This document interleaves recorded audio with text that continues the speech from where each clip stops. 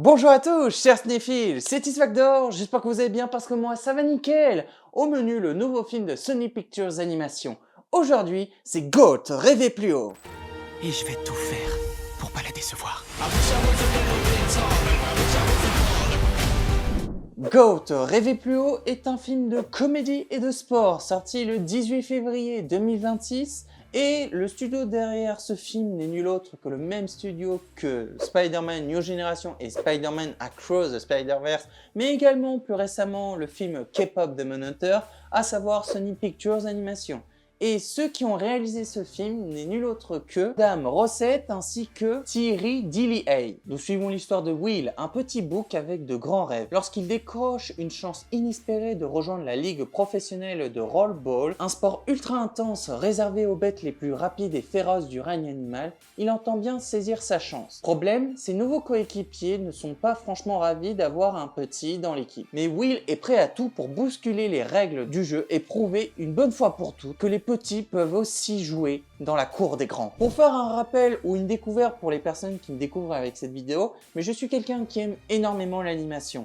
Et il y a quelques studios que je considère encore comme de grands studios, que ce soit DreamWorks, Pixar ou encore Sony Pictures Animation. Pour vous faire une idée, ce dernier continue à m'épater et à me surprendre depuis Spider-Man New Generation et ce même studio a continué à faire d'excellentes pépites comme Spider-Man Across the Spider-Verse que je vous ai présenté sur cette chaîne. Je vous avoue que je commence à en avoir un peu marre d'attendre le troisième film, surtout quand on voit qu'ils sont capables de faire d'autres excellents films entre temps. Je fais par exemple allusion à K-Pop Demon Hunter, mais aussi à notre petit dernier qui sort du coup ce mois-ci, à savoir GOAT, rêvez plus haut, un film que j'avais quand même pas mal entendu parler. Je sais pas si je l'attendais vraiment, mais j'étais très curieux parce que, étant donné que je suis déjà quelqu'un qui aime beaucoup l'animation, je vous avoue que ça m'avait pas laissé indifférent. Bien évidemment, je vais vous dire ce que j'ai aimé ou pas tout au long de cette critique et comme à chaque fois, on va d'abord commencer par sa narration. On ne perd pas de temps, allez let's go! Pour la faire simple, la narration de ce film n'a rien de révolutionnaire. En revanche, il possède quand même une structure assez propre, assez bien construite, même si on connaît un peu le scénario, étant donné que c'est une idée qu'on a déjà de plusieurs films, eh bien je trouve qu'il fonctionne quand même toujours autant, étant donné que c'est une formule assez simple, on arrive quand même pour tout le monde à pouvoir s'intégrer à l'histoire, de plus qu'on a le droit quand même à une bonne intégration à travers sa narration pour avoir un bon divertissement sous les yeux, mais également un film dans lequel on a le droit à s'attacher aux personnages qu'on suit. En outre, ce qui est aussi intéressant, c'est que ce film, malgré le fait qu'il possède un scénario très commun, nous propose tout de même une construction assez bien faite pour apporter son lot de thématiques à transmettre pour nous tous. Étant donné que ce film va aborder les notions des rêves, de l'ambition, de dépassement de soi, de l'esprit d'équipe, les inégalités, les obstacles ainsi que la confiance de soi, qui propose globalement un film très inspirant sur le sport, comme une sorte de métaphore de la vie, en mélangeant l'ambition, la résilience ainsi que la solidarité. Nous proposons un film avec de très bons acquis,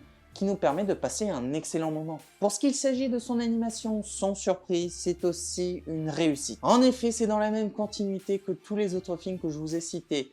Il y a une vraie composition sur sa qualité visuelle, proposant un film très intense, nous proposant un lot de plans de caméra vraiment très cinématographique. Franchement, avec l'animation, on peut faire des choses incroyables et c'est quelque chose qu'on ressent dans ce film. C'est très intense avec cette combinaison de fausses 2D et de 3D, proposant vraiment un film très coloré avec des couleurs très intenses, donnant au film un résultat très dynamique, nous proposant un vrai lot de soins au travers du détail tout au long du film. Pour le cas de la musique, c'est Chris Bowers, un compositeur que je vous ai présenté pour avoir composé la musique du film Le Robot Sauvage, mais en dehors de ça, il est connu pour avoir composé les musiques de Bob Marley, Space Jam Nouvelle Ère, Origin, La Méthode Williams, ainsi que dans Green Book. La musique accompagne chaque moment du film avec justesse et intensité. Le travail de Chris Bowers propose un mélange équilibré entre son moderne proche du hip-hop et musique orchestrale plus classique, ce qui crée une ambiance à la fois dynamique et émotive. Cette combinaison permet de ressentir pleinement le parcours du personnage, la musique devient plus discrète dans les moments de doute, puis gagne en puissance lors des scènes de défi ou de réussite. Elle ne sert pas seulement de fond sonore, elle guide les émotions du spectateur et renforce l'impact des images. Grâce à cette construction, certaines scènes prennent une dimension encore plus marquante car la musique accentue la tension, la motivation et le sentiment de dépassement de soi. Au niveau des personnages, on a franchement dans l'ensemble du très bon. Le lot de personnages qui nous est présenté sont dans l'ensemble très attachants. Mention honorable quand même pour le personnage principal, à savoir Will, qui est un personnage assez commun de ce qu'on connaît déjà. Oui, parce que c'est une notion qu'on a déjà vu plusieurs fois.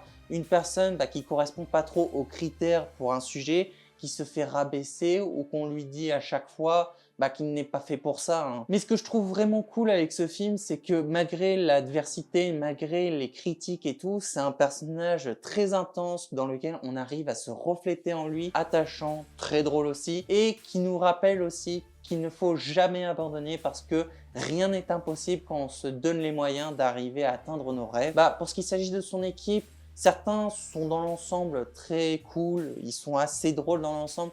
Il y a une vraie alchimie qui fonctionne, qui fait que ce lot de personnages permet de bien fonctionner, notamment celui du personnage du capitaine de Will, qui est un personnage aussi très intéressant à développer, beaucoup plus complexe qu'on le pense, reflétant aussi les difficultés de la magie de ce sport. Des difficultés dans lesquelles on voit ses craintes, on voit ses doutes, on voit jusqu'où elle est prête à pouvoir gagner, nous montrant qu'à la fois ça peut être très beau ce sport, mais ça peut être aussi dangereux pour nous-mêmes.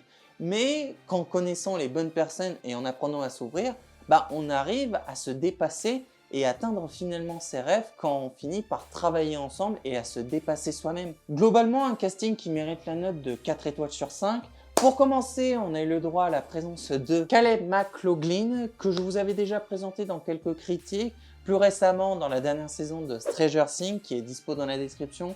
Mais au-delà de ça, il est connu pour avoir joué dans Concrete Cowboy, The Deliverance, ainsi que dans Le Livre de Clarence. Gabrielle Union a joué dans American Girl, Bad Boys 2, Avalonia, L'étrange voyage, Bang, Marie-Jane, ainsi que En sursis. Aaron Pierre, je vous l'ai présenté dans Mufasa, le roi lion. Au-delà de ça, il a aussi joué dans The Underground Red Broad, Hold, ainsi que dans Rebel Ridge. David Harbour, comme pour le premier acteur, je vous l'ai présenté dans ma dernière critique de Stranger Things, au-delà de ça aussi dans les Thunderbolts, mais il a aussi joué dans Violence Night 1 et le deuxième qui va sortir cette année, A Working Man, Hellboy, ainsi que Gran Turismo. Nick Kroll a joué dans Crawl Snow, Tous en scène 1 et 2, Red One, ainsi que dans Don't Worry Darling. Stephen Curry, qui est un très grand joueur de basketball, qui a été aussi le meneur de l'équipe Warrior, est également connu pour avoir été l'un des producteurs de ce film. Nicolas Couglan, elle a joué dans Les Chroniques de Bridgerton, Big Mood, mais elle a aussi été présente dans un film que je vous ai présenté il y a quelques années, à savoir le film Barbie. Concrètement, The Goat est un très bon film, à la fois divertissant et très intéressant, avec des thématiques très profondes à relever, qui nous permet de nous donner une très bonne dose de motivation,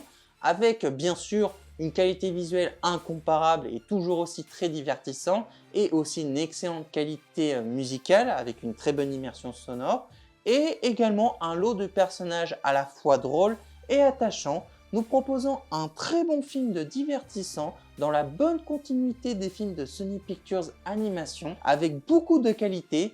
Mais je dois bien reconnaître que s'il y a un truc que je dois trouver en défaut, c'est très simple. C'est Sony Pictures, arrêtez de nous faire attendre. Sortez-nous le prochain Spider-Man. Ce serait le seul truc que je pourrais reprocher au studio. Mais pour ce qu'il s'agit de The Goat, c'est un excellent film que je vous recommande d'aller voir. Et pour moi, je trouve que c'est un film qui mérite la note de 17 sur 20.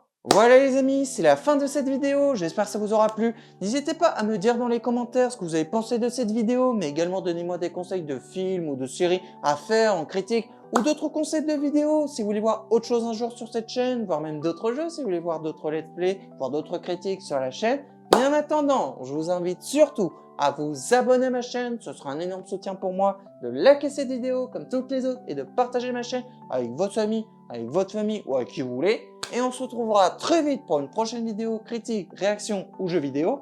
Et sur ce, je vous dis à la prochaine et salut. Bye.